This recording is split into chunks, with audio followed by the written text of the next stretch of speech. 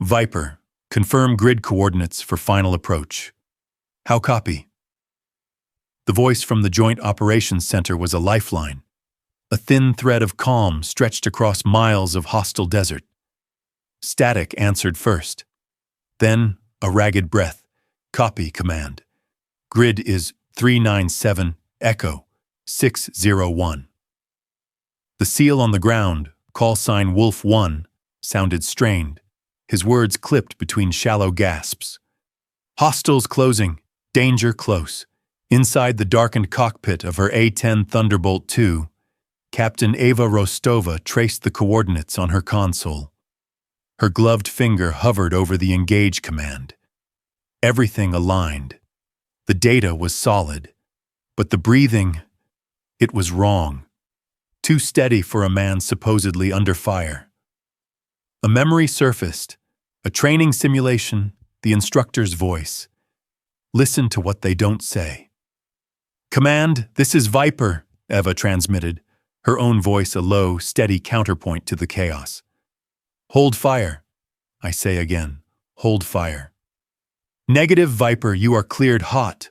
Wolf 1 is compromised. Eva's eyes narrowed, the green glow of the HUD reflecting in them. She listened again to the phantom rhythm of the SEAL's breathing, a calm cadence completely at odds with his frantic words. Her thumb moved away from the weapons release. Command, she said, the words falling like ice into the electric silence. That is not Wolf 1. 36 hours earlier, Al-Sara Forward Operating Base. The smell of stale coffee and overworked air conditioning clung to the prefabricated walls of the briefing room. It was a scent Captain Eva Viper Rostova had come to associate with a specific kind of tension, the quiet, simmering pressure that preceded every mission. On the main screen, a satellite image of a sprawling, ruinous compound in the Zargos Mountains was dissected by red lines and tactical overlays. This was Operation Serpent's Coil. Major Caldwell, the squadron's commanding officer, paced before the screen, his pointer jabbing at points of interest. He was a man carved from the old mold of military aviation, all sharp angles and a booming voice that left no room for dissent. The target is a high-value individual, codenamed the Weaver. Intel suggests he is coordinating a network of IED cells from this location. SEAL Team 3, call sign Wolf, will conduct the primary assault. Our job, he swept his gaze across the assembled A-10 pilots, is to provide close air support.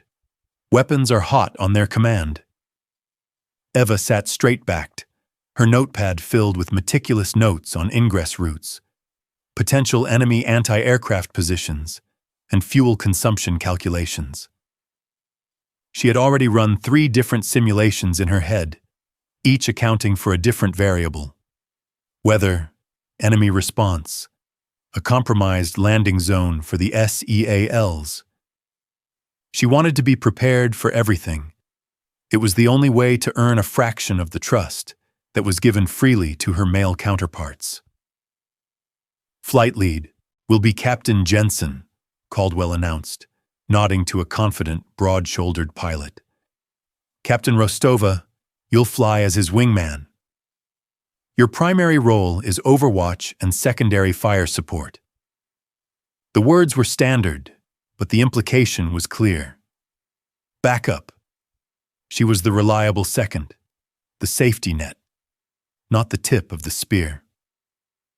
Eva felt the familiar tightening in her gut, but kept her expression neutral. Showing frustration was a luxury she could not afford. She raised her hand. Caldwell's pacing paused. He sighed, a barely audible puff of air that spoke volumes. Yes, Captain Rostova? Sir, the topographical data shows a significant blind spot on the western approach to the compound, she stated, her voice even and professional. If the SEALs approach from the designated vector, they will be without visual cover for approximately 200 meters. I would suggest an alternate route along this ridgeline. It offers better concealment, and my approach from the north would still provide effective cover. Caldwell glanced at the map, then at Jensen, who shrugged. The SEALs have their own intel, Captain. They know the terrain. We follow their lead. He dismissed her concern with a wave of his hand, the message clear. Stay in your lane. The air in the room grew thick with unspoken agreement. A few of the other pilots shifted in their seats, avoiding her eyes. They were good men, professional aviators, but they were products of a system that had long seen pilots through a single lens. Ava was an anomaly, and her meticulous attention to detail was often misinterpreted as a lack of confidence, a feminine need for reassurance rather than tactical prudence. The briefing continued, outlining communication protocols, frequencies, and the rules of engagement. The ROE was strict. Positive identification from Wolf 1 on the ground was mandatory before any ordnance could be deployed. Eva committed every detail to memory, her focus unwavering despite the sting of being brushed aside. As the meeting began to break up, a figure detached himself from the small group of SEALs standing in the back. He was tall and lean, with the quiet intensity of a man who spent his life in the shadows.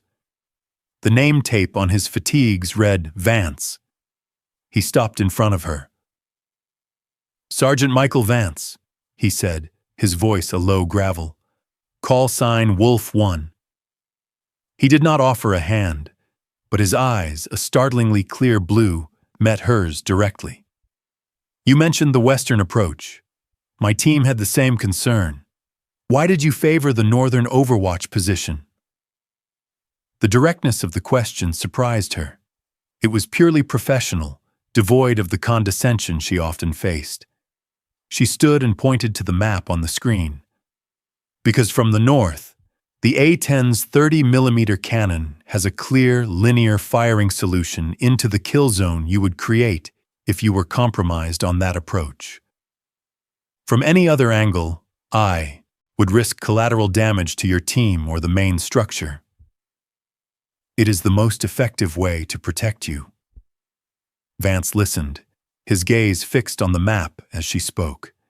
He absorbed the information, processing it with an unnerving stillness. For a long moment, he said nothing.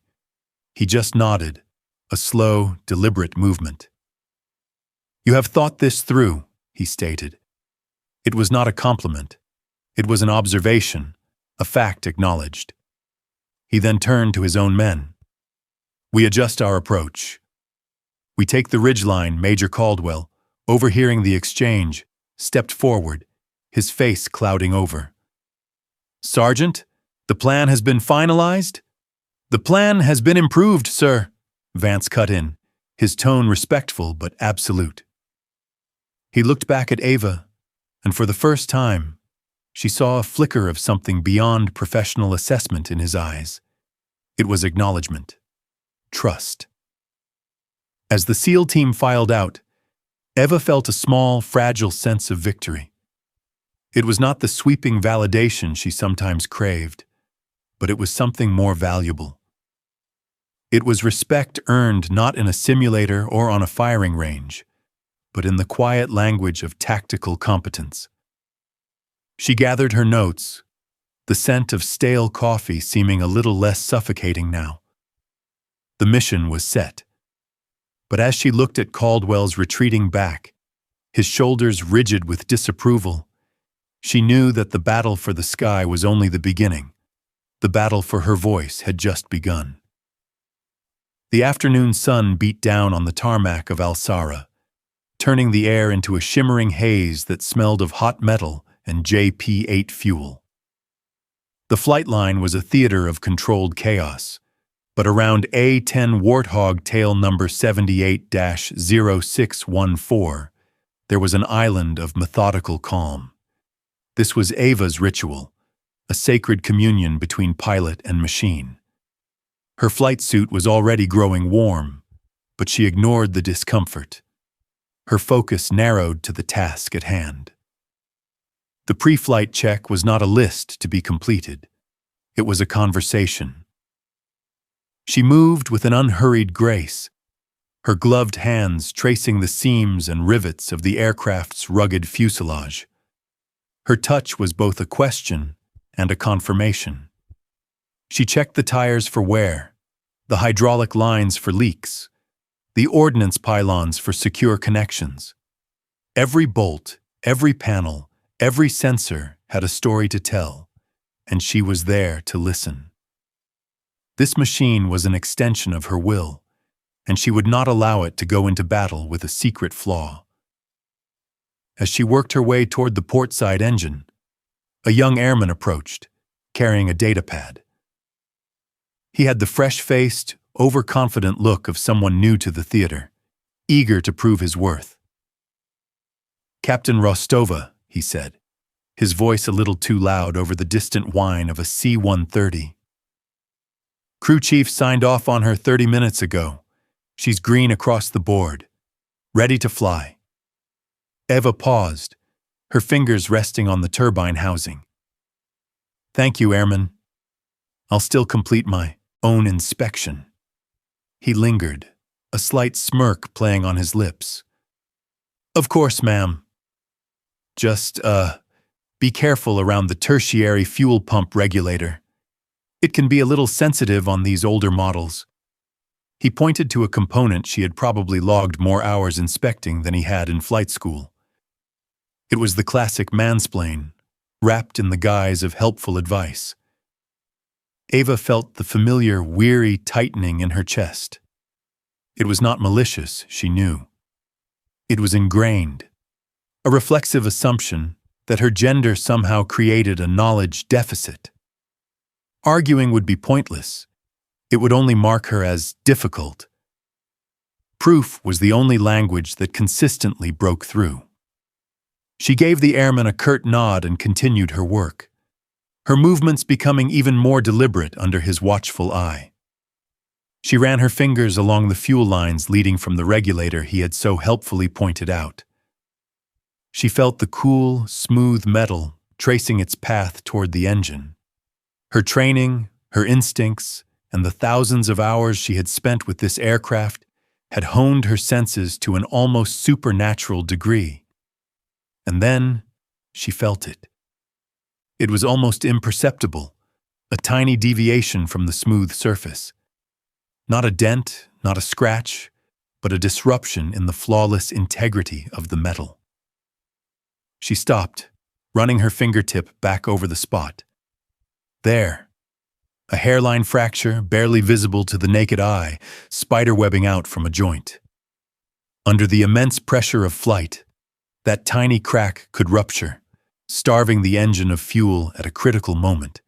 It was a death warrant hidden in plain sight. "Airman," she said, her voice calm, betraying none of the cold dread that briefly touched her spine. "Bring your light over here." He sauntered over, his confidence unwavering. "Problem, Captain?" She pointed. "Look here." Just below the coupling, he squinted, shining his pocket torch onto the spot. At first, he saw nothing. "Looks fine to me, ma'am." "Look closer," she insisted. "Feel it." Hesitantly, he reached out and ran his own finger over the line. His expression changed. The smirk vanished, replaced by a dawning horror as he felt the tiny, fatal flaw. He shone the light again, his hand now trembling slightly, and the beam caught the faint edges of the crack. He went pale. A fuel line fracture on a pre-flight check was a serious miss. If she had not found it, and the engine had failed over the Zagros Mountains, the investigation would have ended his career before it had even begun. I don't understand," he stammered. "We ran diagnostics.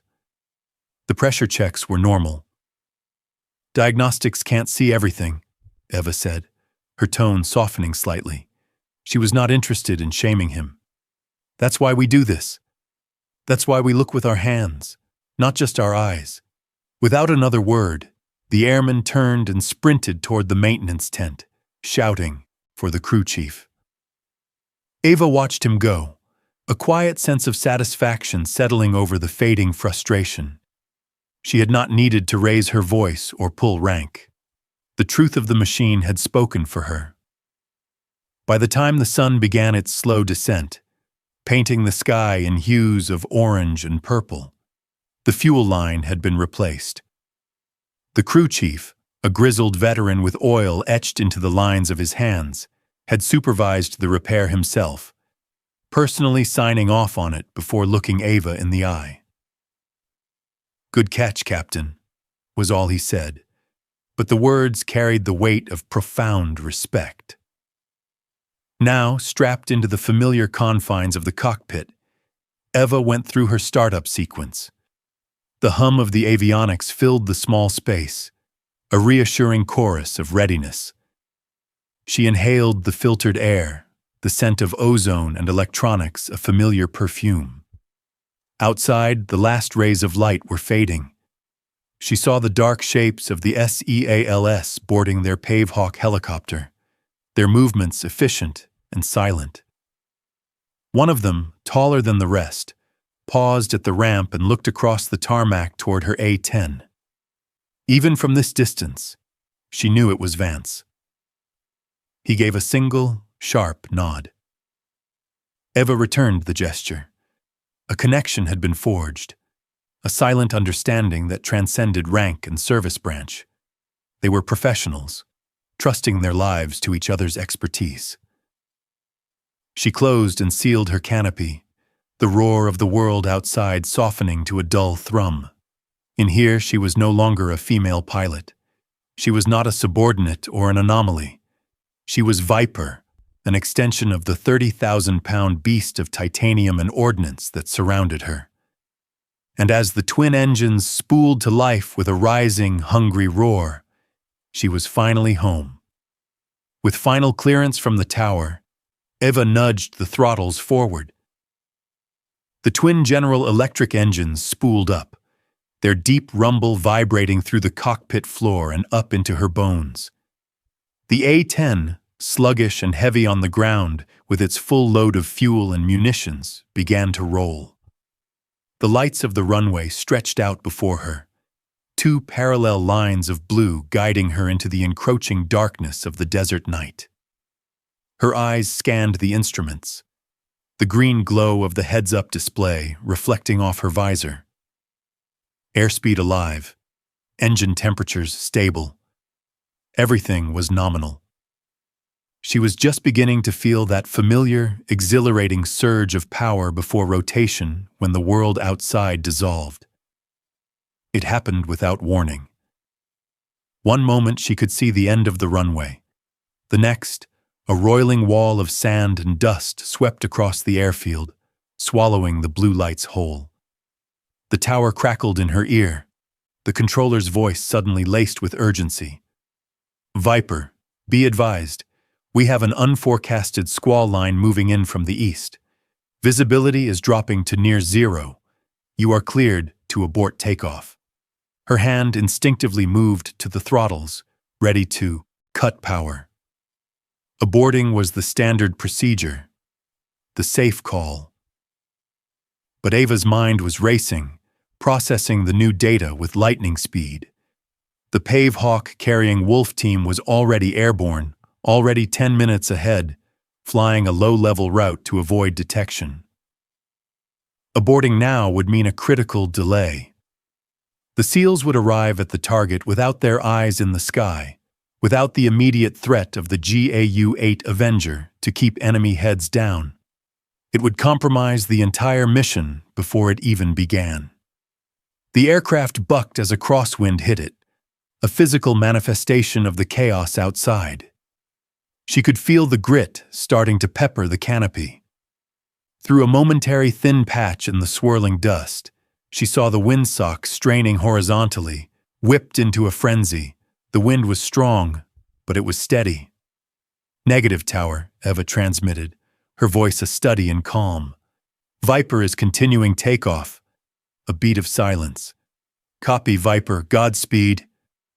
She pushed the throttles to their stops, The warthog roared in protest and surged forward, a behemoth fighting the storm. The runway markers were gone, consumed by the brownout. She was flying blind, relying entirely on her instruments and her innate feel for the aircraft. The HUD was her only window to reality. This was where hours in the simulator paid off, where muscle memory overrode the instinct to panic. Airspeed hit 140 knots. "Rotate," she murmured to herself. She eased back on the stick, but instead of the standard, gentle ascent, she pulled it into a steeper, more aggressive climb than regulations would advise. It was a calculated risk. Standard procedure was to climb gradually to conserve fuel and minimize engine stress. But Ava knew this terrain. She knew these desert squalls were often low-lying phenomena. Flying through the heart of it would be like driving through a hurricane. The faster she could get above it, the better. For a few terrifying seconds, the aircraft was a leaf in a tempest.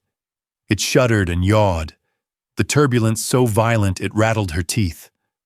Warning lights for engine air intake flickered as the filters worked overtime to keep sand out of the turbines. She held her course steady, her hands light but firm on the controls, absorbing the violent energy of the storm without fighting it, guiding the plane through the path of least resistance. And then, just as suddenly as it had begun, it was over.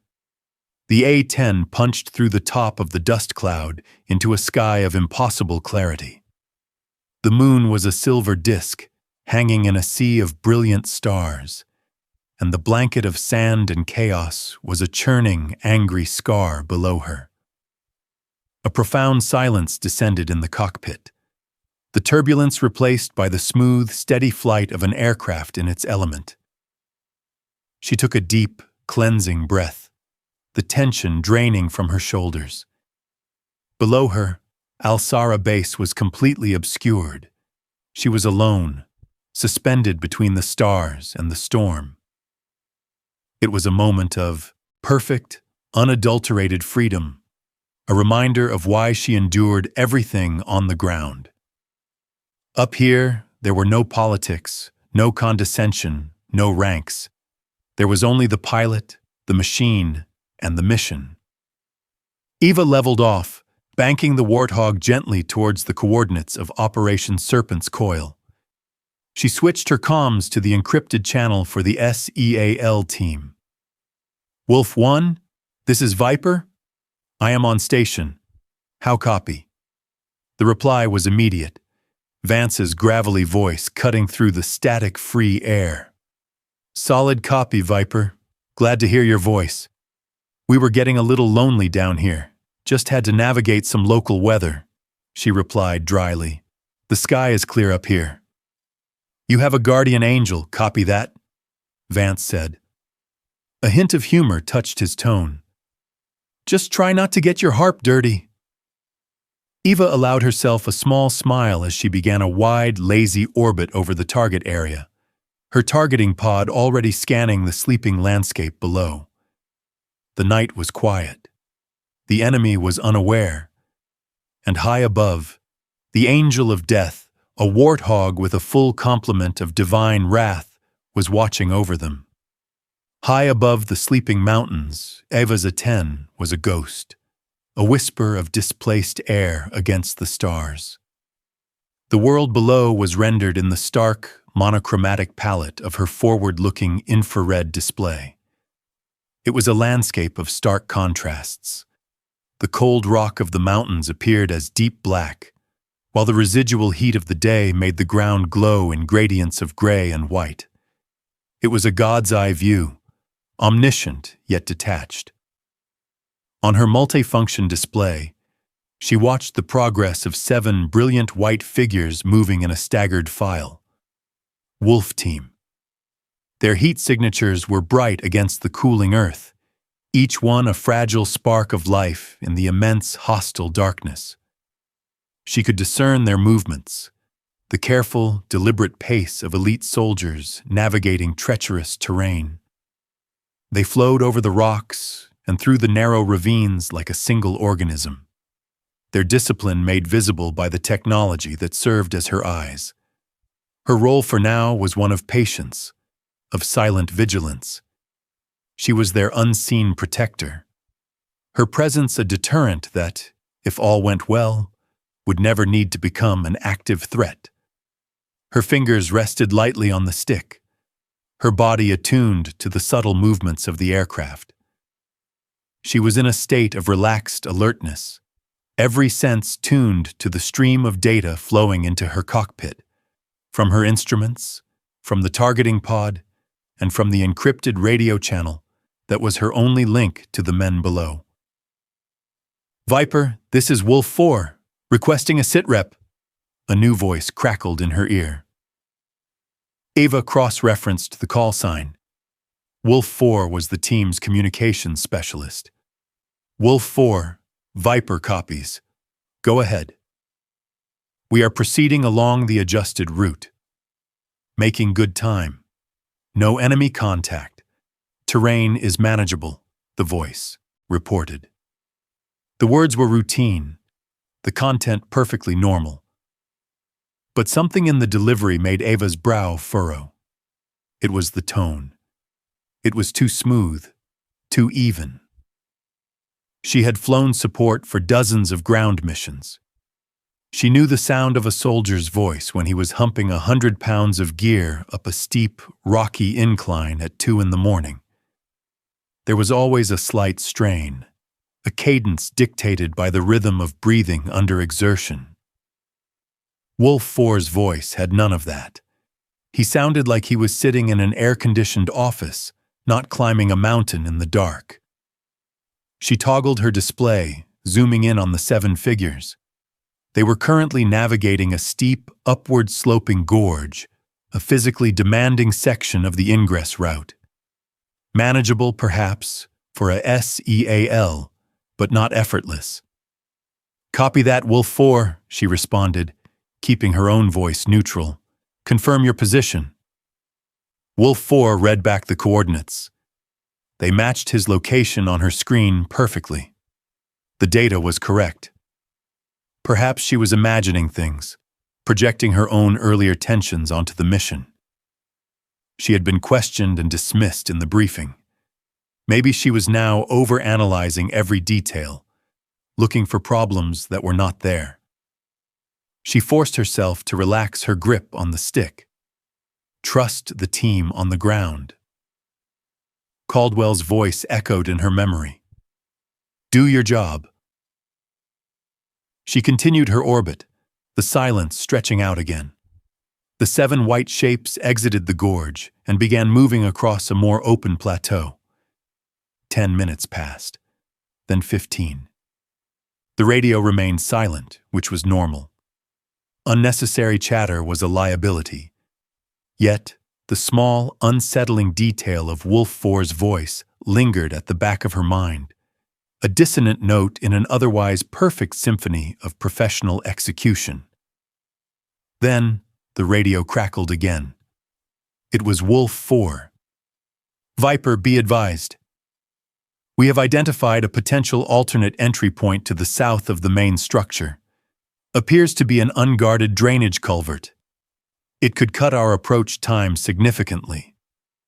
Before Ava could even process the information or ask for confirmation from the team leader, another voice cut in, sharp and cold as a razor.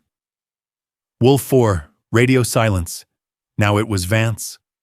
"Wolf 1?" There was no mistaking the authority or the barely concealed anger in his tone. The transmission was brutally short, an order, not a conversation. The line went dead. Eva's blood ran cold. The tension she had sensed was not just in her imagination. It was real, and it was on the ground. A communications specialist suggesting a major tactical deviation on an open channel was unusual. A team leader shutting him down so forcefully was an alarm bell. Teams like Wolf operated on a foundation of seamless trust and communication. That brief, harsh exchange was a deep crack in that foundation. Her instincts, honed by years of training and combat, screamed that something was fundamentally wrong. The voice that was too calm. The unsolicited tactical suggestion. The leader's angry response. These were not the signs of a smooth, covert operation. They were the signs of a fractured team, of a dangerous internal variable she could not see. She zoomed her camera in as tight as it would go, the image pixelating into indistinct blobs of heat. She could not see faces or weapons, only their shapes, but she could see their formation. It had changed.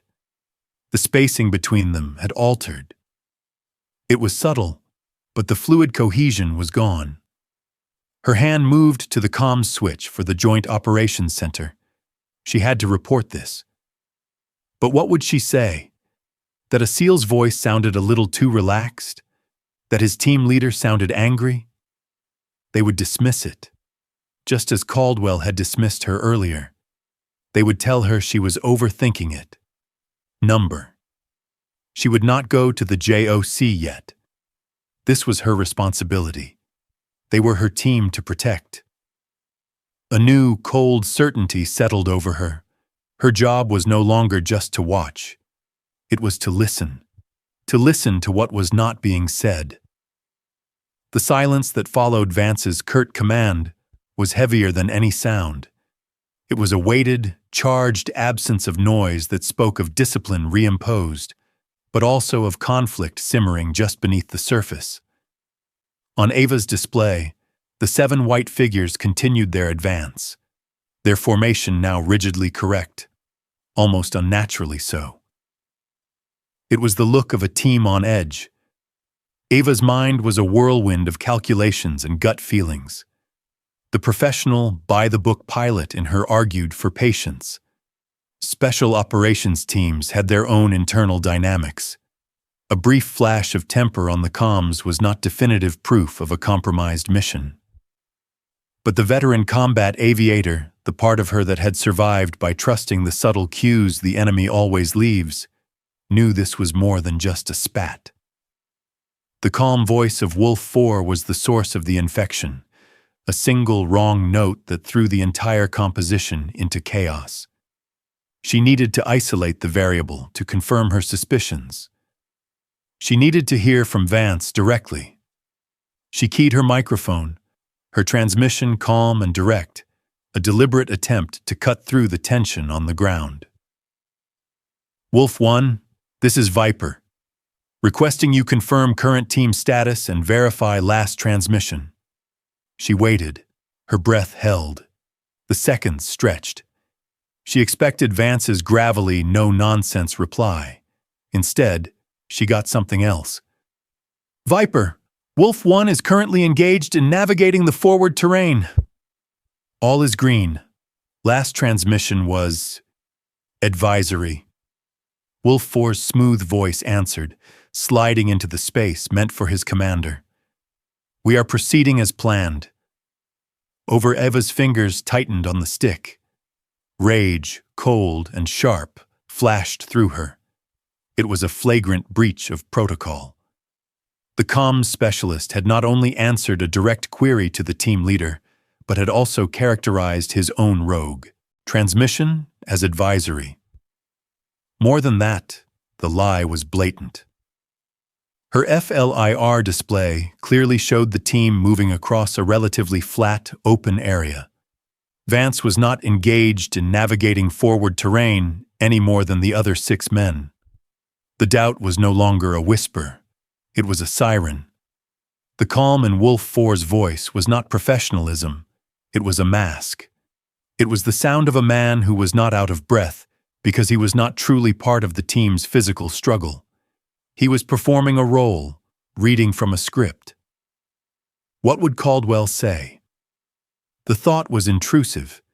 He would call her paranoid, tell her she was manufacturing a crisis. Trust the men on the ground. But she could not. She trusted one of them, the one who was being silenced. She trusted the anger in his voice more than the calm in his subordinates. Her gaze fell upon a small, rarely used submenu on her secondary display. Mission Data Recorder. Every second of the operation, flight data, video feeds, and all communications was logged. With a few quick commands, she accessed the audio files from the briefing 36 hours prior. The list of recorded transmissions appeared, time-stamped and labeled by call sign. She found the one she needed, Wolf 4's voice from the initial radio checks done back at Al-Sara. She routed the recording to her helmet, creating a split feed.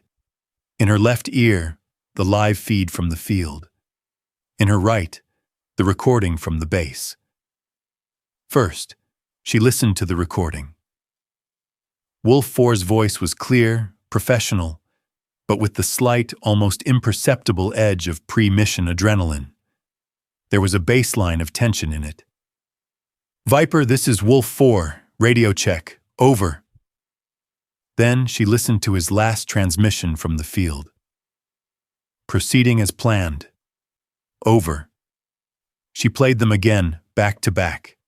Then she isolated the waveforms, displaying them as dancing green lines on her screen.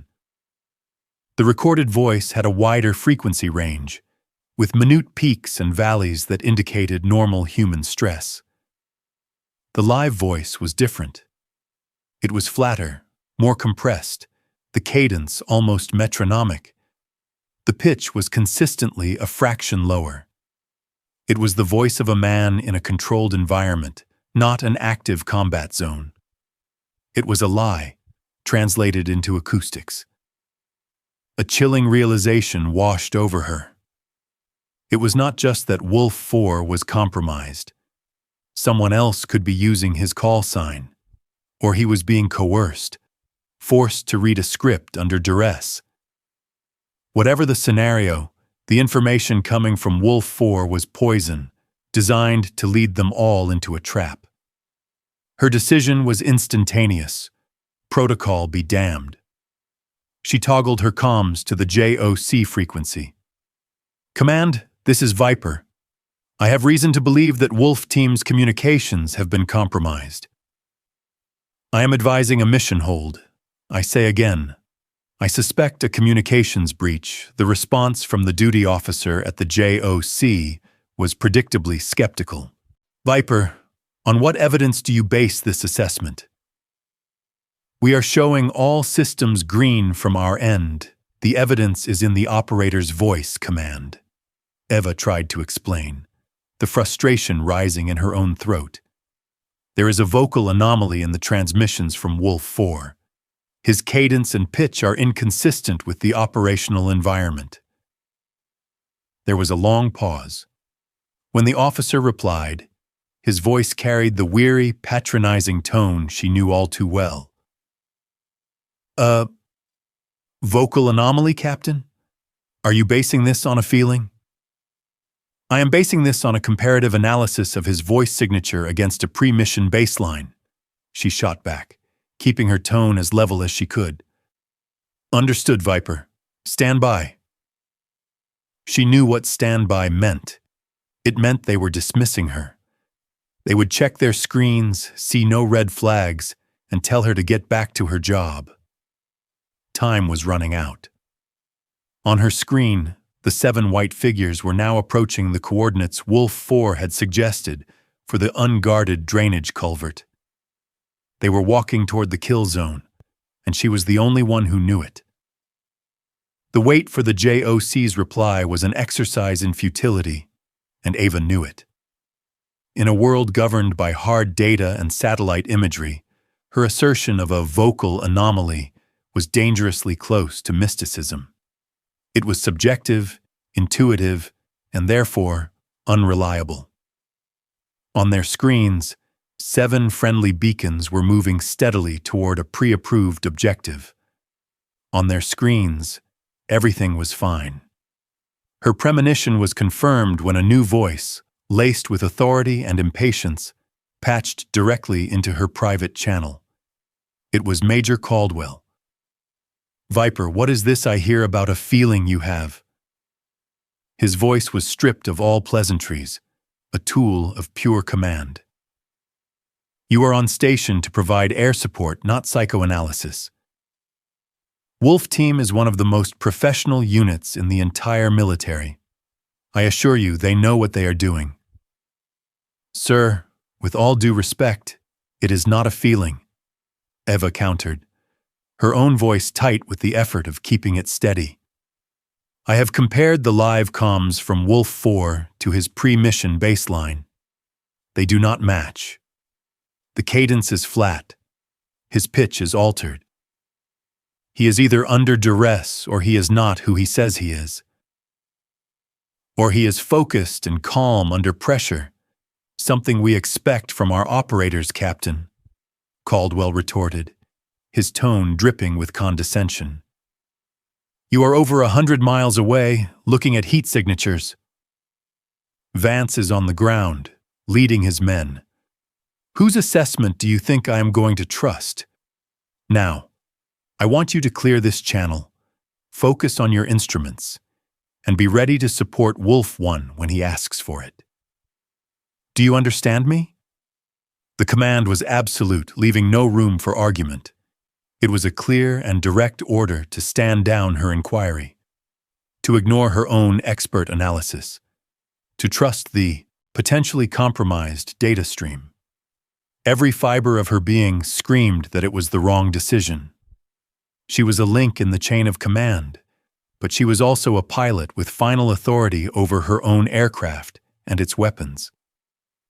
That authority existed for moments precisely like this, when the person in the air sees something the people on the ground cannot. Major, I strongly advise— I am not asking for your advice, Captain. Caldwell's voice boomed in her helmet, making her flinch. I am giving you an order. Acknowledge it. A cold, hard knot formed in Eva's stomach. Acknowledged, she clipped out, the single word tasting like ash.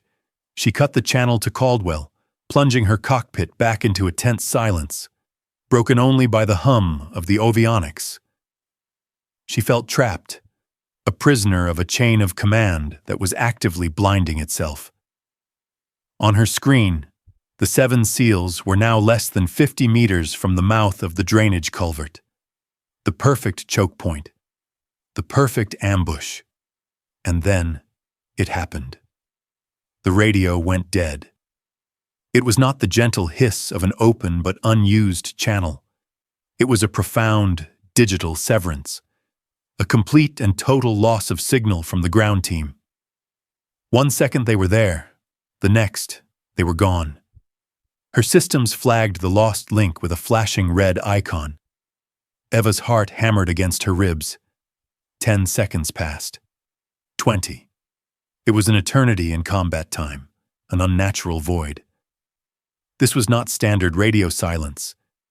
This was wrong. Just as she was about to transmit a frantic call in the blind, the channel crackled back to life.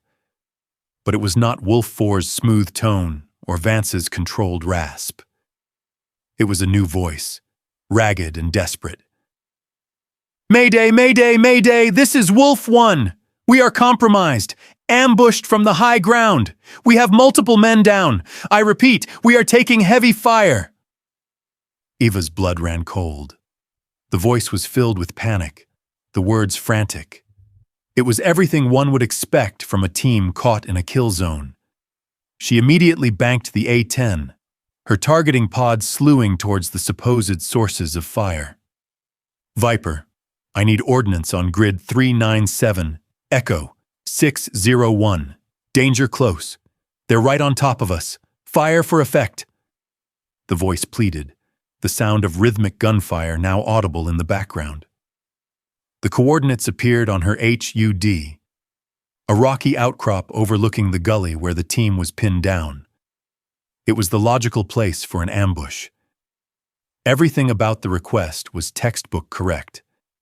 The urgency, the coordinates, the call for help, but the breathing. Beneath the panicked words, beneath the recorded sound of gunfire, the man's breathing was a steady, rhythmic cadence. In, out, in, out. It was the breathing of a man running on a treadmill, not a soldier fighting for his life. Her mind flashed back to the academy, to a grizzled instructor in a simulation exercise. Panic is a symphony of chaos, he had said. The voice, the heart rate, the breathing, it all breaks rhythm. A liar can fake the words, but they can almost never fake the music. This was fake music. Before she could process the terrifying implication, Caldwell was back on her channel, his voice overriding everything.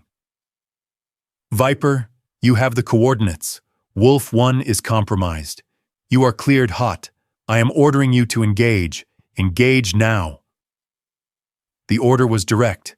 The plea from the ground was desperate. The target was plotted. Her thumb moved instinctively to the weapons release button on her stick. Her entire career, her very identity as a soldier, had been built on the foundation of following orders. But her gut, her training, and the evidence of her own ears were telling her it was a lie. Firing would mean killing whoever was at those coordinates, and potentially saving the frantic man on the radio. Not firing would mean disobeying a direct order in a combat situation, and potentially sacrificing all 7 men to her own, unproven theory. The weight of the decision was crushing, a physical force that seemed to suck the very air from the cockpit. Time seemed to dilate, each second stretching into an eternity. The cockpit, normally a sanctuary of control, became a pressure cooker of conflicting realities. In her left ear, the desperate, pleading voice of the man claiming to be Wolf 1. In her right, the furious, commanding roar of Major Caldwell. On her screen, the target reticle was locked, glowing green over the designated coordinates. Beneath her thumb, the hard, unforgiving plastic of the weapons release button was a final, irreversible choice. Viper, I gave you a direct order. Fire now, damn it! That is a lawful order. Caldwell's voice was fraying, losing its iron authority and tipping into raw fury. They're all over us. Please, for the love of God, shoot! The other voice screamed, the looped sound of gunfire underpinning his feigned terror. Ava's mind became a place of preternatural calm, an island of cold logic in the center of the storm. The noise, the pressure, the threats, they all faded into the background. All that remained was the data. The words said panic. The mission parameters said obey. The rank structure said submit. But the breathing? The breathing was the truth. It was a calm, steady rhythm, a biological signature that could not be faked in the heat of a mortal struggle. It was the tell in a high-stakes poker game, the single fatal flaw in an otherwise perfect deception. She thought of the young mechanic on the flight line, so confident in his diagnostics, so blind to the tiny hairline crack right in front of him. The command structure was doing the same thing now, trusting the data on their screens, the official reports, the rank on a man's collar. They were missing the human element. They were missing the flaw. Her training screamed at her to obey. Disobeying a direct order during a troops in contact situation was one of the gravest sins a soldier could commit. It would mean a court-martial, the end of her career, the stripping of her wings, a permanent stain of dishonor. Everything she had worked for, every barrier she had broken, every sacrifice she had made, would be erased. But her conscience screamed louder. To press that button would be to send a volley of high-explosive rockets into that rocky outcrop. And if her gut was right, if the calm breathing was the truth, then the men pinned down in that gully were not being ambushed from those rocks. Those rocks were where the real Wolf team was probably being held, and the coordinates were an execution order she was being commanded to carry out. To press that button would not make her a soldier. It would make her a murderer. In one smooth, decisive movement, her left hand moved from the throttle to the communications panel. She did not hesitate. With a flick of her thumb, she switched Major Caldwell's channel off. His furious roar was cut short, replaced by a sudden, blissful silence. The only voice left belonged to the man on the ground. "What are you waiting for? Shoot! Shoot now!" Eva took a slow, deliberate breath, matching the cadence of the liar on the radio. Her own heart rate, which had been pounding against her ribs, began to slow. The decision was made. The consequences would come. But in this moment, there was only the cold, clear certainty of her choice. Her thumb moved away from the weapons release and keyed her microphone, broadcasting on the primary JOC frequency for all to hear. The controllers, the duty officers, and the traitor on the ground. Her voice, when it came, was not defiant or panicked. It was as calm and steady as the traitor's breathing, a blade of pure, unwavering authority. "Command, this is Viper," she said, the words falling like stones into the electric silence. "I am holding fire. I say again, I am holding fire." She paused, letting the weight of her insubordination settle. On the ground, the frantic pleading stopped abruptly. The script had just been torn apart. Eva stared at the glowing green reticle on her screen, at the coordinates that were meant to be a tomb. The air in the cockpit felt thin, charged.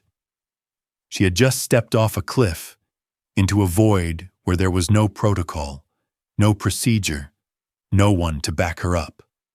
There was only her aircraft, and the terrible, silent aftermath of her choice.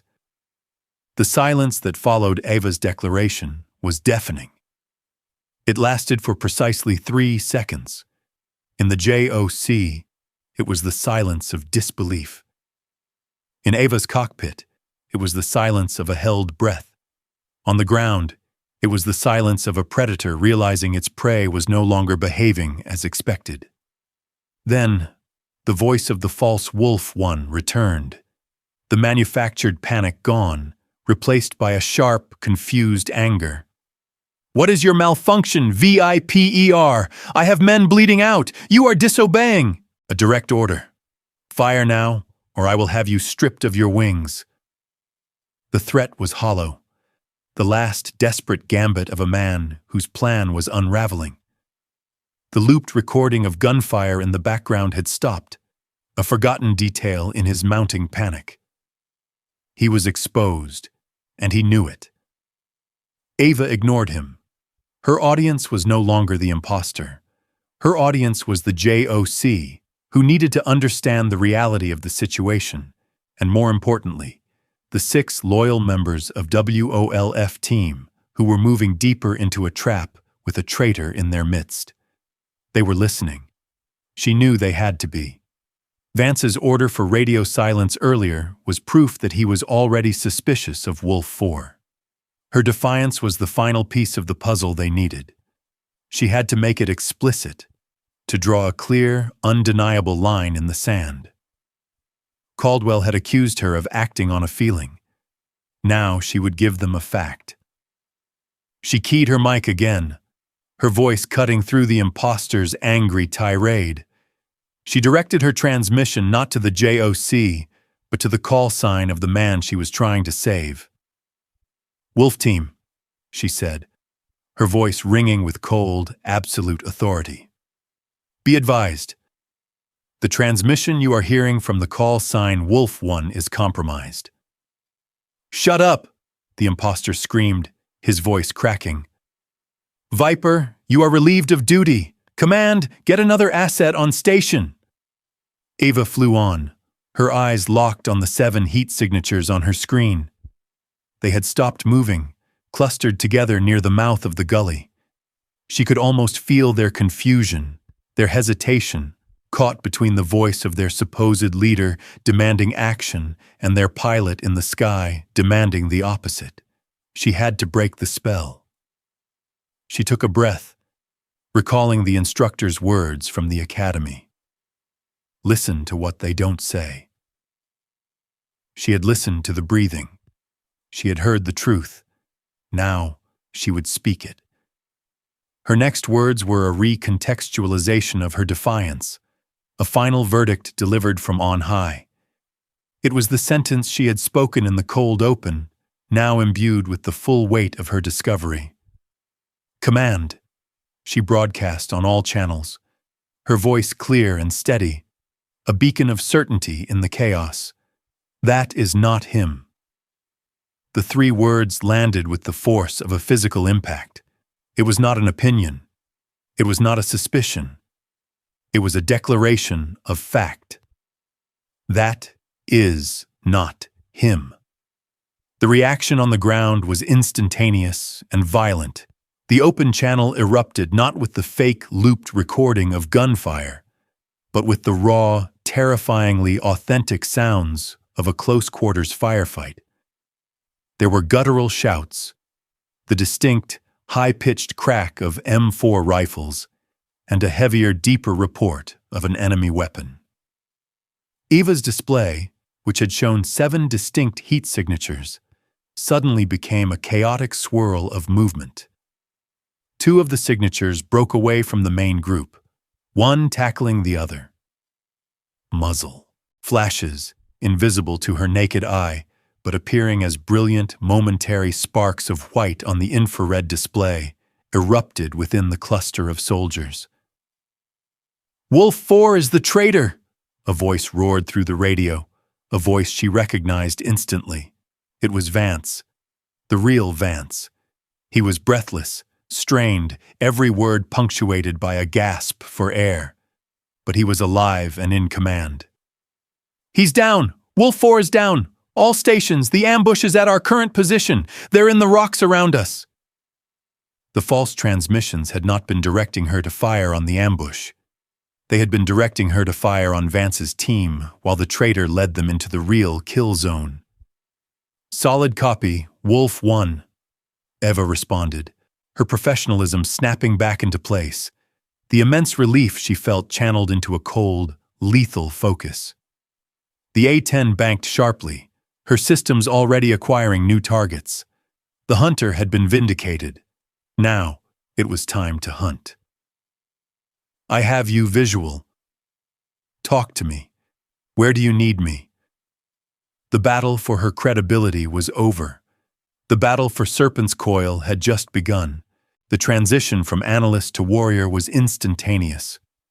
The part of Ava's mind that had been dissecting sound waves and vocal patterns switched off, replaced by the cold, hard calculus of aerial combat. The doubts, the insubordination, the career-ending decisions of the last 10 minutes were irrelevant. All that mattered now was the battlefield geometry, the wind speed, and the 7 friendly souls fighting for their lives in a gully of rock and death. "They're dug in on the ridge to our northeast." Vance's voice crackled, the strain of combat now undeniably real, punctuated by the sharp report of his rifle, suppressing fire. "We need a wall between us and them so we can pull back." "Solid copy, Wolf 1, Eva responded.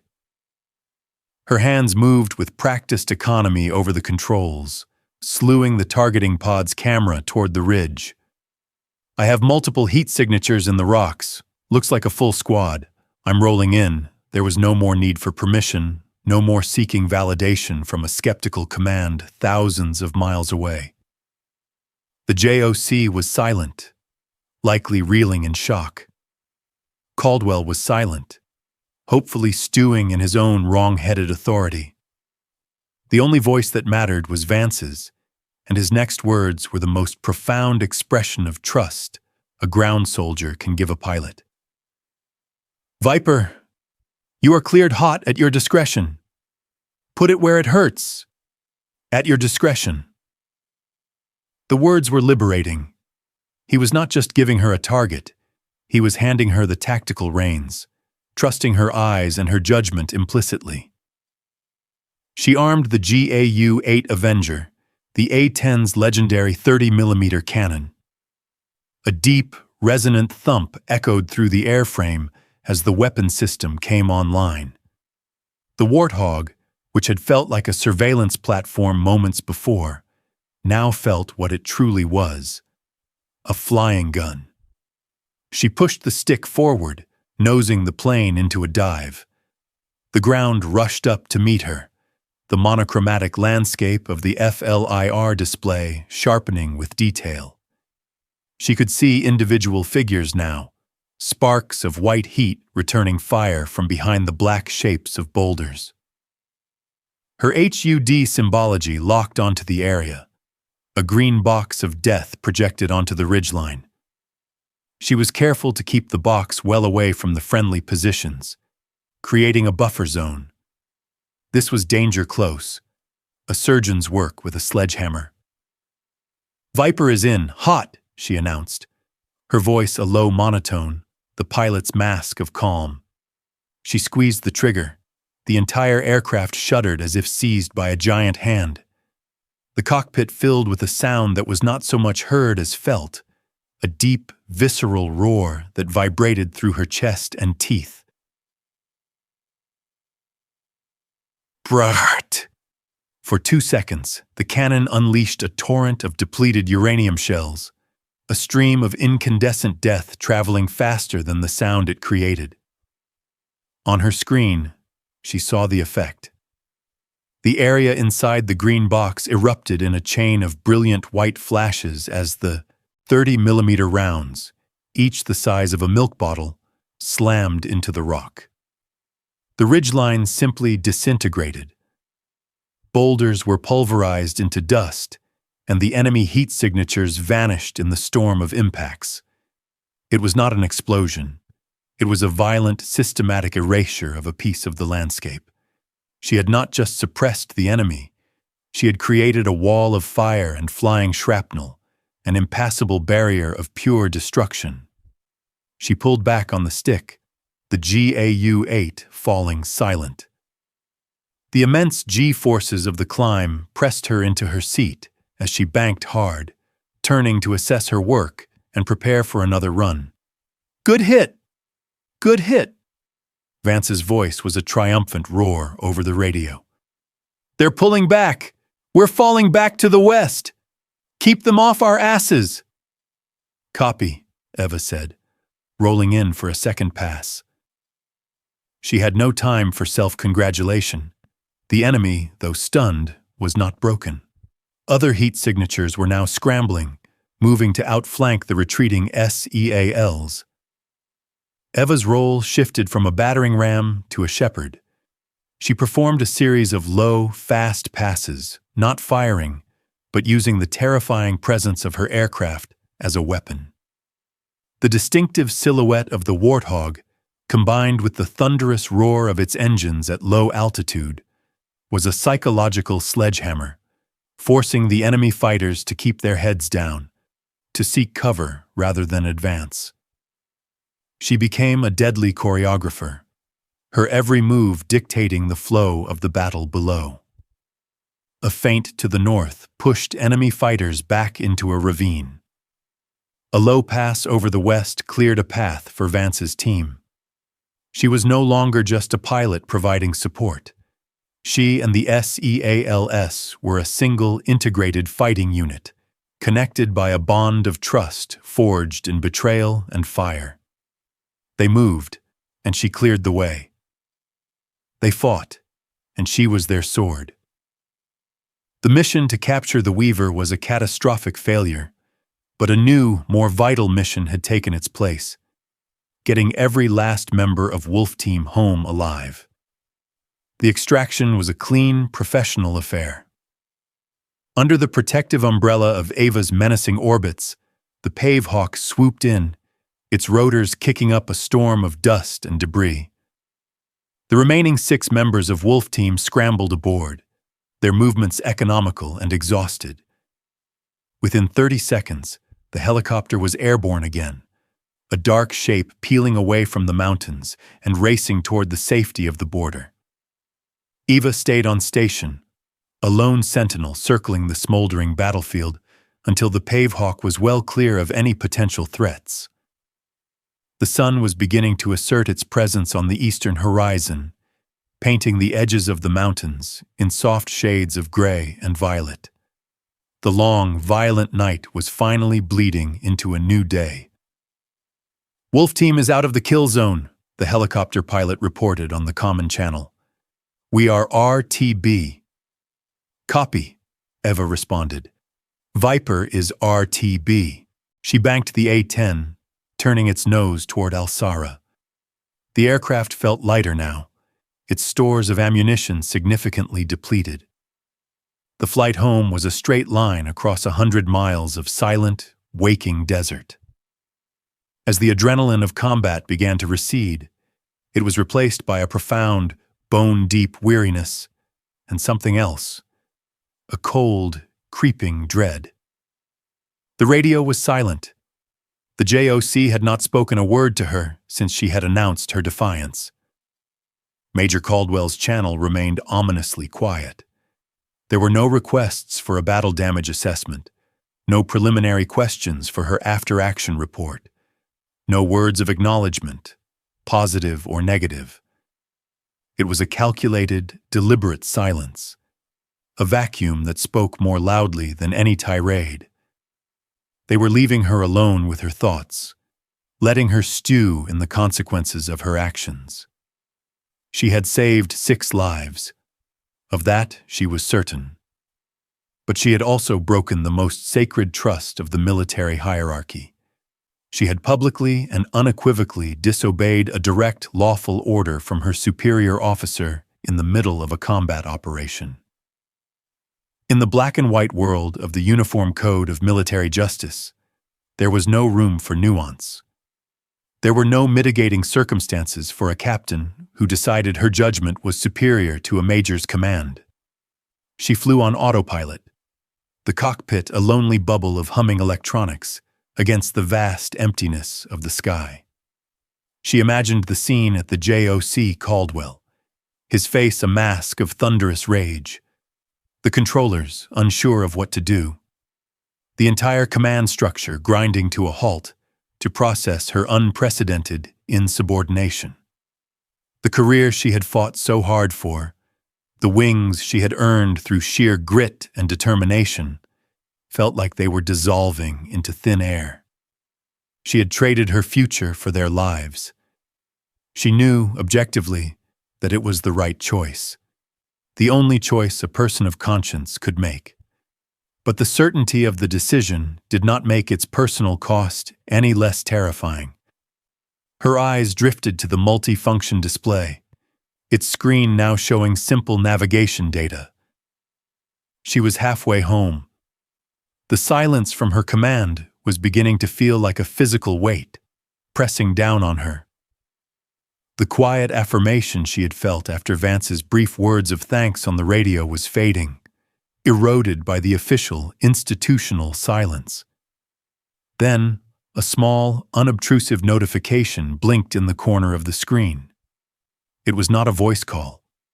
It was a secure text transmission, routed through a highly encrypted channel used for sensitive special operations data.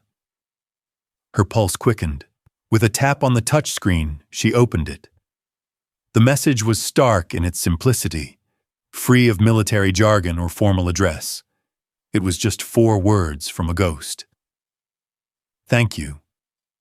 W1 star." Eva stared at the message, the glowing green letters stark against the black background. "Thank you. From Wolf 1? From Vance?" It was a message sent, outside the official channels, a personal communication from one warrior to another. It was not a commendation to be entered into her official record. It was not a medal to be pinned on her chest. It was something more valuable. It was quiet, private, and absolute. It was the only verdict that mattered. A single tear escaped her eye, tracing a hot path down her cheek, before evaporating in the dry, filtered air of the cockpit. She did not wipe it away. It was a release of tension she had not even realized she was holding.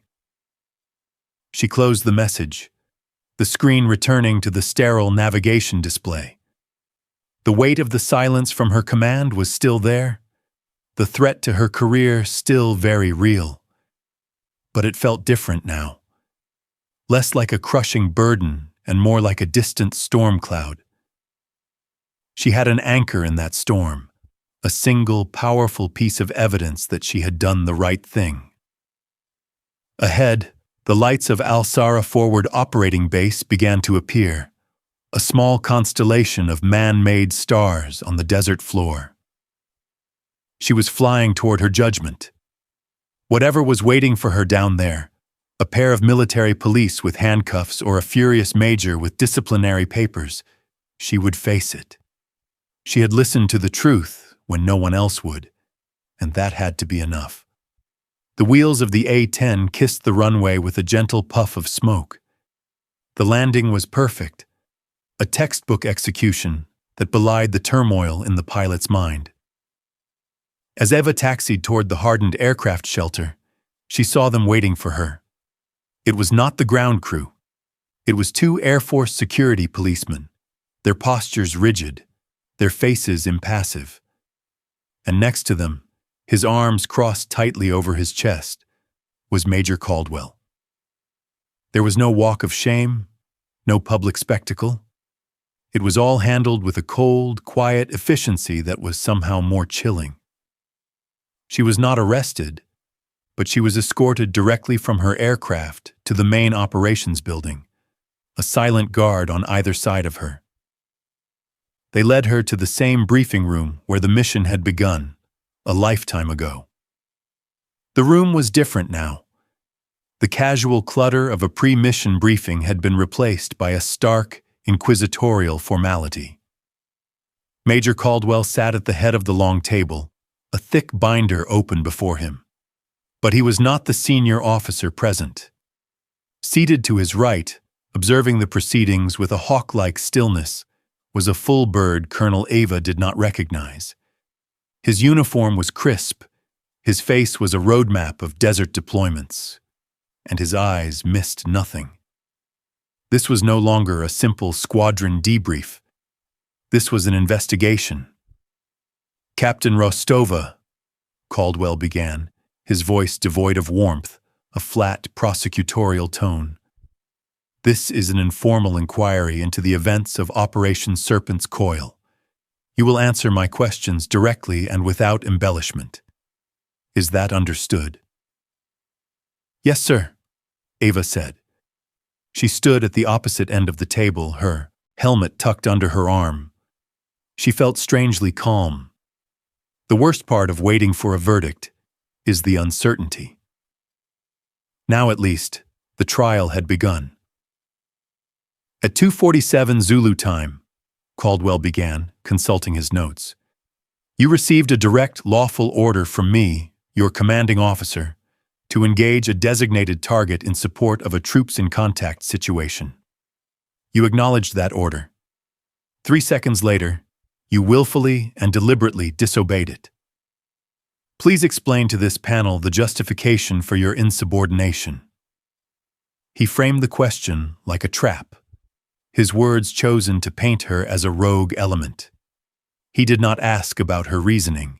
He asked her to justify her crime. Eva met his gaze without flinching.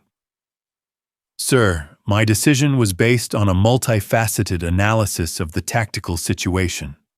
The primary evidence was a clear vocal anomaly from the ground element, indicating a compromised communication channel of vocal anomaly, Caldwell repeated, his lips curling into a sneer. He looked at the colonel. Captain Rostova claims to have detected a change in the pitch and cadence of a SEAL operator's voice, a man who was, by his own report, under heavy enemy fire. That is correct, sir, Eva said.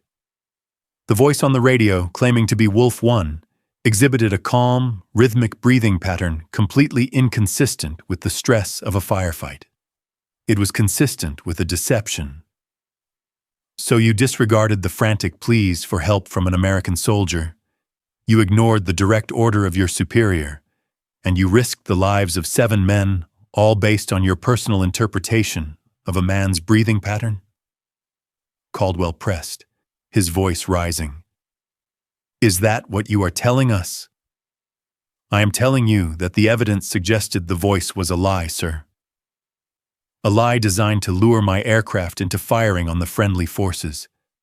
My duty is to protect the men on the ground. Firing on those coordinates would have violated that duty. Your duty is to follow orders, Captain. Caldwell slammed his hand on the table, the sound cracking through the tense silence. You are a pilot, not an intelligence analyst. You substituted your own wild theory for the judgment of the entire command structure. The colonel, who had remained silent and motionless until now, raised a single hand. The gesture was small, but it carried an immense weight. Caldwell immediately fell silent, his face flushed with anger. The colonel's gaze shifted to Eva. His eyes were not hostile, but they were intensely analytical, boring into her as if trying to read the source code behind her words. Captain, he said, his voice a low, gravelly baritone. You have made a serious accusation and taken an extreme action based on it. You claim to have identified a discrepancy in the audio itself. Yes, Colonel, Eva said, her posture unwavering. The colonel turned his gaze to the technician sitting at a side console. Do we have the complete, unedited audio logs from the mission? Yes, sir. Every channel, the technician replied. Then play them, the colonel ordered, his voice leaving no room for debate. He leaned back in his chair, steepling his fingers. Let's all listen to what the captain heard. Caldwell looked as if he wanted to object, but a single glance from the colonel silenced him. The technician tapped a few keys, and the flat, sterile hiss of an open radio channel filled the room. The first transmission was from the tower at Al-Sara, clearing Eva for takeoff. Eva stood her ground, her heart beating a slow, steady rhythm. Her actions were now laid bare, her judgment about to be replayed for all to hear. She had made her case. Now the ghost in the machine would testify. Just as the recording of Wolf 4's first overly calm sit-rep began to play, the door to the briefing room opened. Sergeant Vance, Wolf 1, stood in the doorway, his face bruised and grimy, his eyes burning with a cold fire. Behind him stood the other 5 survivors of his team. They were not there by accident. They were there as witnesses. The entrance of SEAL Team 3 had the effect of a thrown grenade. Every eye in the room swiveled to the doorway. The 6 men were a visceral, undeniable presence, bringing the dust, blood, and cordite of the battlefield into the sterile, air-conditioned inquiry. They were not just soldiers. They were the living, breathing evidence of the night's events. The technician, startled, paused the audio playback. In the sudden silence, only the low hum of the room's ventilation could be heard. Major Caldwell was the first to recover, his face hardening into a mask of indignation. Sergeant Vance, this is a closed inquiry. You and your men are not authorized to be here. Please wait outside. Vance did not even glance at him. His gaze was fixed on the colonel, and he took a single step into the room, his team forming a silent, solid line behind him. Colonel, he said, his voice a low rasp, raw from the night's exertions. I was told a pilot was being questioned about the events of last night. My team and I are here to provide our testimony. The colonel studied Vance for a long moment, his expression unreadable. He then gave a slight, almost imperceptible nod. We are listening, Sergeant. The dismissal of his authority was a visible blow to Caldwell. He stood up halfway, sputtering. Sir, with all due respect, the facts of the matter are not in dispute. The captain disobeyed a direct order. Whatever the outcome, her actions constitute a gross breach of discipline. The testimony of the ground team does not change that fundamental fact. He was trying to frame the argument, to keep it confined to the narrow box of military law, a realm where he was in the right. "Major," the colonel said, his voice quiet but carrying the chilling finality of a closing door. "Sit down." Caldwell, Saturday. The power dynamic in the room had irrevocably shifted. The technician resumed the playback. The audio log continued its dispassionate narration of the night's events. Wolf 4's unnaturally calm voice filled the room, followed by Vance's own sharp order for radio silence. The tension in the recording was now mirrored by the tension in the room. Eva stood perfectly still, watching as her own instincts were played back for the panel to judge. As the recording reached the faked Mayday call, the SEALs behind Vance shifted, their anger a palpable force. They had heard this lie once before, when it was meant to be their death sentence. Hearing it again, in the safety of this room, was an obscenity. When the recording reached Eva's calm, deliberate refusal to fire, Vance spoke, his voice cutting through the audio. "Pause the playback, please." The technician complied. All eyes were on the SEAL team leader. "Major Caldwell asserts that the captain's actions were a breach of discipline," Vance began, his eyes still locked on the colonel. "He argues that the outcome doesn't change the fact that she disobeyed. I am here to tell you that the outcome is the only thing that changes the fact. The fact is, if Captain Rostova had followed that order, my entire team would be dead. Not wounded. Not captured. Dead. We would have been executed by our own air support." He took a step closer to the table. "And Major Caldwell asserts that the captain was lucky, that she acted on a wild theory. Let me be clear, sir. There was no luck involved. For 2 hours, Captain Rostova was the only person in the entire chain of command who listened. We were walking into a perfectly prepared kill zone, being led there by a traitor. Our own comms were compromised, and we were blind. She was our eyes." He gestured back toward the speaker from which the audio had come. "But she was more than that.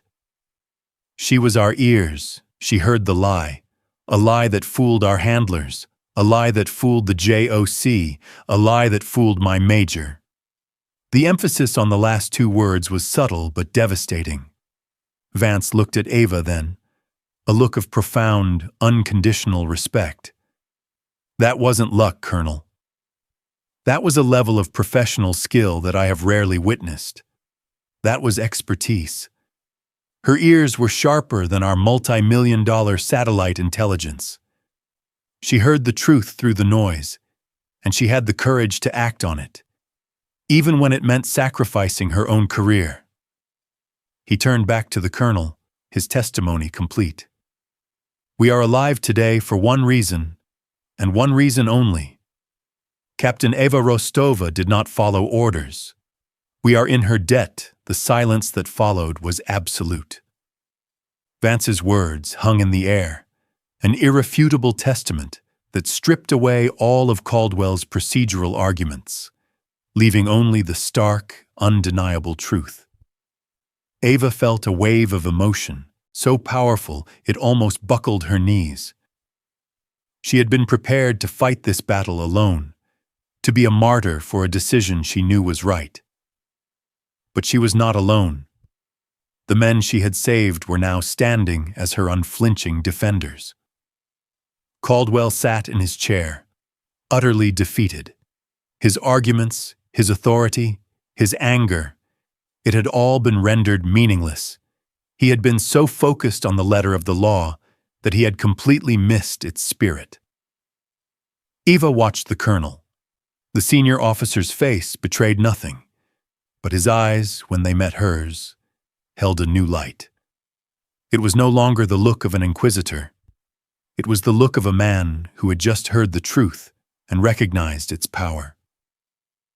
The colonel let Vance's words hang in the silent room for a long moment, ensuring their full weight was felt by everyone present.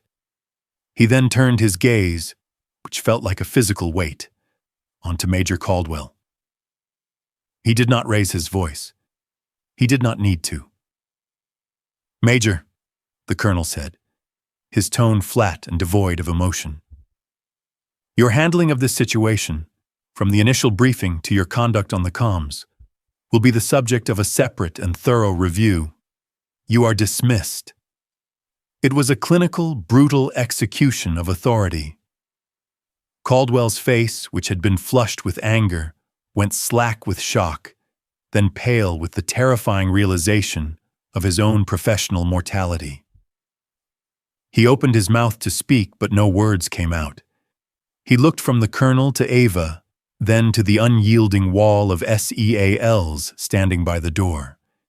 He was an officer without a command, a voice with no one left to listen. He closed his binder, the soft click of the rings sounding like a gavel in the quiet room. Without another word, he stood, turned, and walked out, his posture stiff and defeated. The colonel then addressed the SEALs. "Sergeant Vance, thank you for your testimony.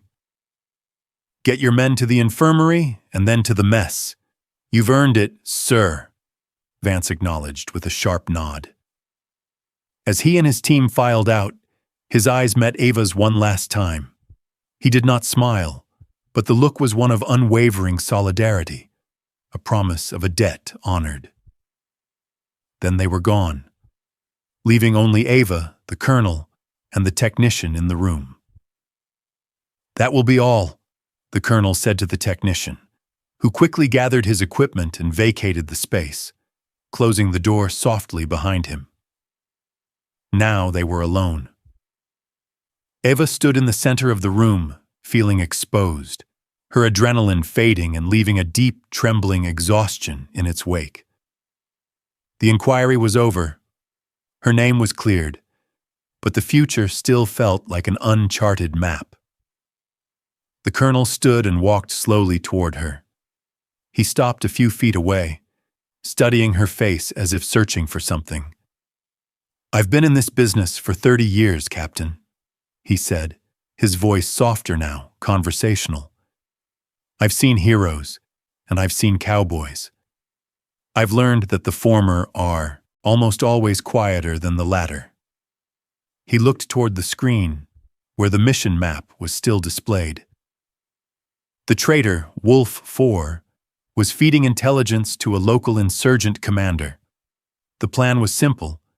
Your A-10 was to eliminate Wolf Team, after which the insurgents would retrieve sensitive gear from their bodies. The firefight you suppressed was their backup plan, an attempt to salvage the situation after you refused to cooperate.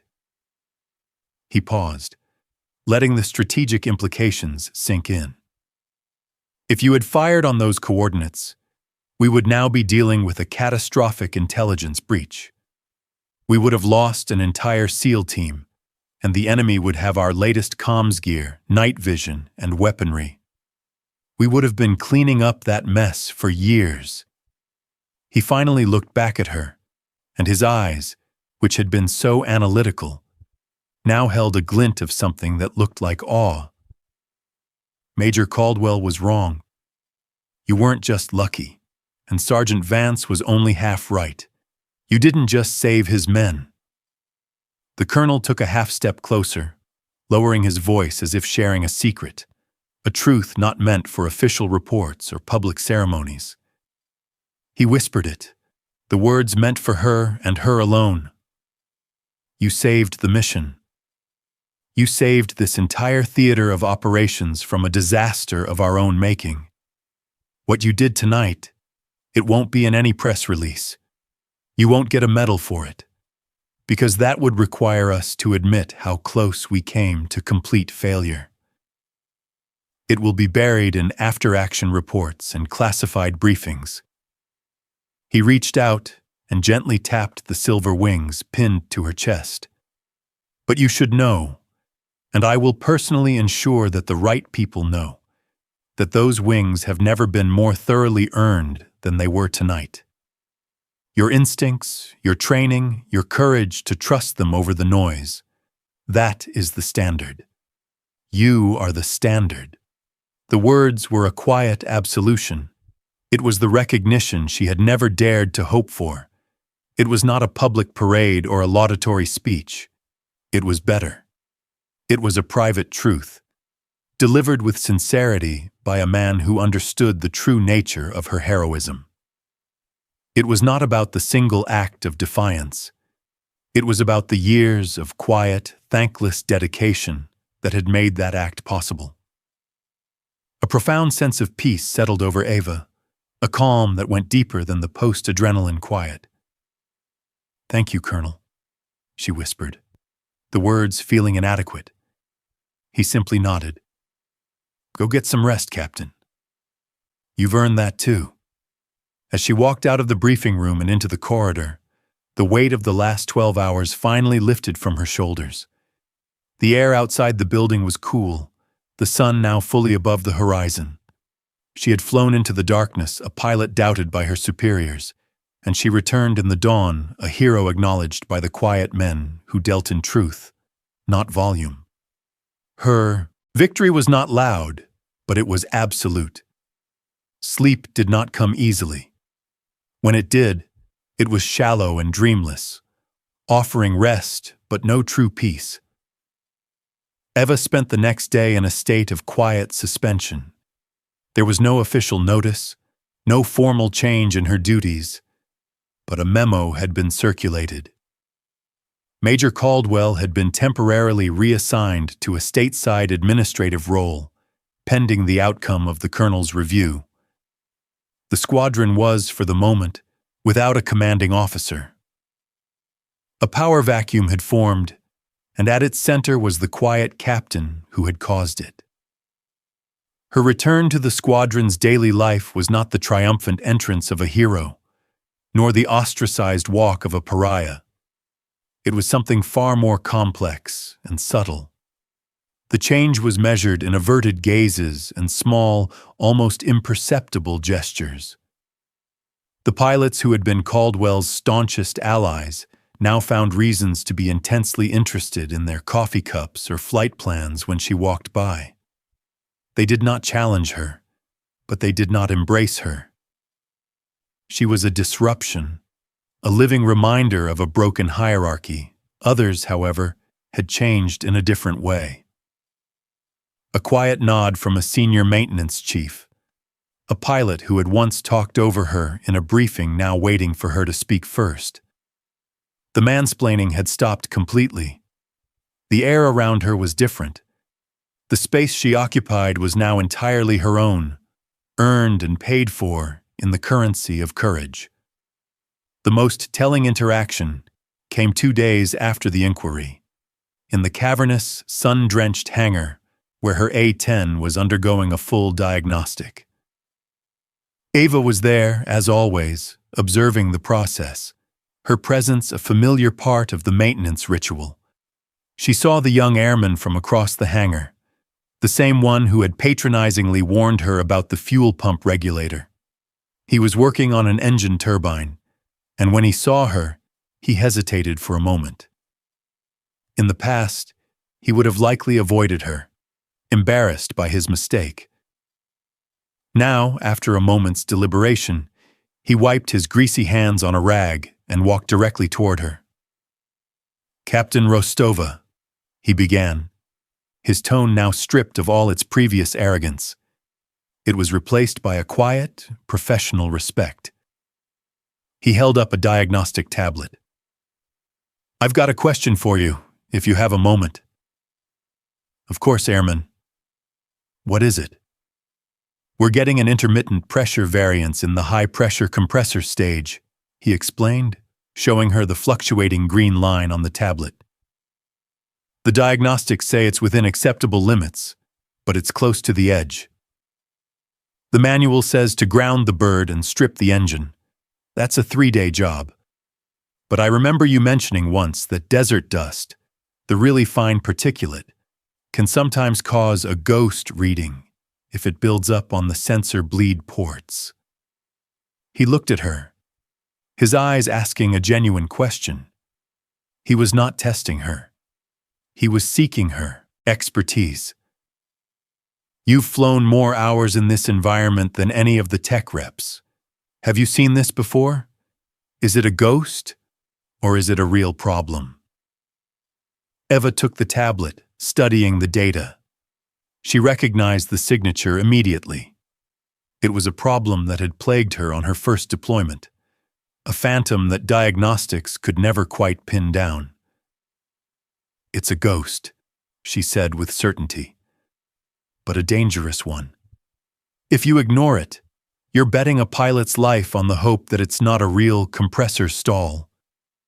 If you ground it, you lose a critical asset for 3 days over what is likely nothing. She handed the tablet back to him. There's a faster way.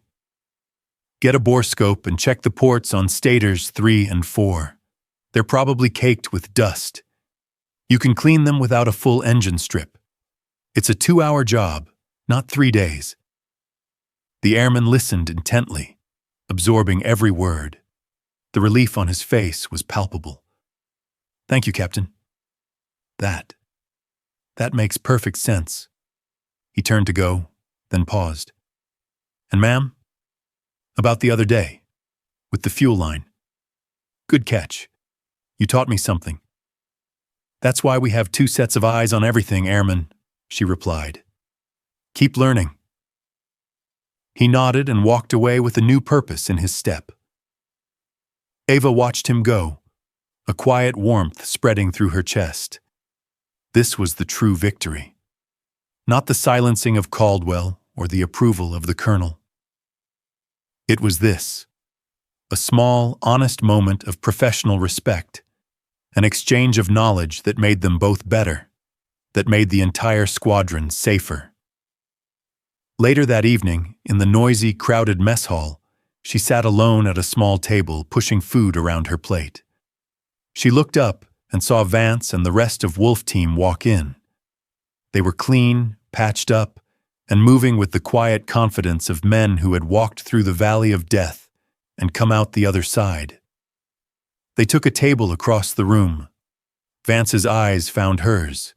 He didn't cross the room, didn't make a scene. He simply picked up his glass of water, raised it an inch off the table in a silent toast, and gave her a slow, deliberate nod.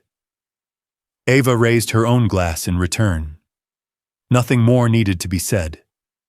The debt had been acknowledged. The respect was absolute.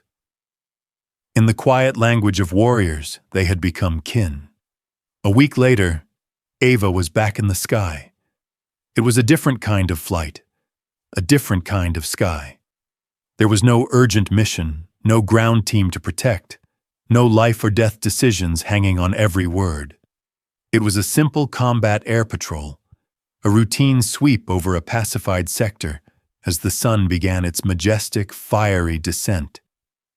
The A-10 felt different beneath her. Or perhaps she was different in it. The connection was still there, the sense of the machine as an extension of her own body, but it was deeper now, calmer. It was a partnership that had been tested by fire and proven absolute. She no longer flew with the quiet, gnawing need to prove herself. She simply flew. The desert below was transformed by the evening light. The harsh, sun-bleached landscape of midday softened into a breathtaking canvas of deep purples, burnt oranges, and soft golds. The mountains cast long, dramatic shadows that stretched for miles, creating a world of profound beauty and immense, quiet solitude. This was her office, her sanctuary. On her navigation display, a waypoint flashed. It was the Zargos range. On impulse, she altered her course slightly, banking the Warthog toward the familiar, jagged peaks. She was not ordered to go there. She simply needed to. Soon, the terrain below became recognizable. There was the flat plateau the SEALS had crossed. There, the steep gorge they had climbed. And there, nestled in the rocks, was the narrow gully, the scene of the crime. She eased the stick forward, guiding the A-10 into a slow, graceful descent, circling the area like a hawk surveying its domain. It was quiet now. There were no heat signatures, no muzzle flashes, only the cold, still rock. The scars of her cannon run were visible even from this altitude, a dark, violent streak against the lighter stone, a permanent reminder of the night's fury. She felt no ghosts here. There was no phantom echo of gunfire in her helmet, no residual tremor of fear in her hands. There was only a profound sense of peace, of closure. She had faced the ultimate test in this place, not just a test of skill, but of character. She had been ordered to rain death upon this very spot, and she had refused. Her defiance had consecrated this ground, transforming a potential tomb into a testament to the truth. She realized then that the validation she had sought for so long, from commanders like Caldwell and from her skeptical peers, was a phantom. The true measure of a pilot, of any soldier, was not found in the praise of others, but in the quiet, unshakable knowledge that when the moment came, you made the right choice. The colonel's whispered words and Vance's silent toast were not the rewards for her actions. They were simply affirmations of a truth she had already discovered for herself in the terrifying solitude of the cockpit. Her worth was not something that could be given or taken away by others. It simply was. Her sky had never been a gift. It was a responsibility. It was a place that demanded precision, integrity, and an unwavering commitment to the truth, because the sky in its vast and indifferent majesty does not suffer fools or liars. She had met that standard. She had honored that responsibility. With a final, gentle bank of her wings, a silent farewell to the ghosts that were not there, she turned the A-10 away from the mountains. She pointed its nose west, toward the setting sun, which now hung like a molten orb on the horizon. The cockpit was bathed in a warm, golden light. She flew on, a solitary, powerful silhouette against the dying fire of the day. She was not a hero seeking applause, nor a rebel seeking validation. She was Captain Eva Rostova. She was a pilot, and this was her sky.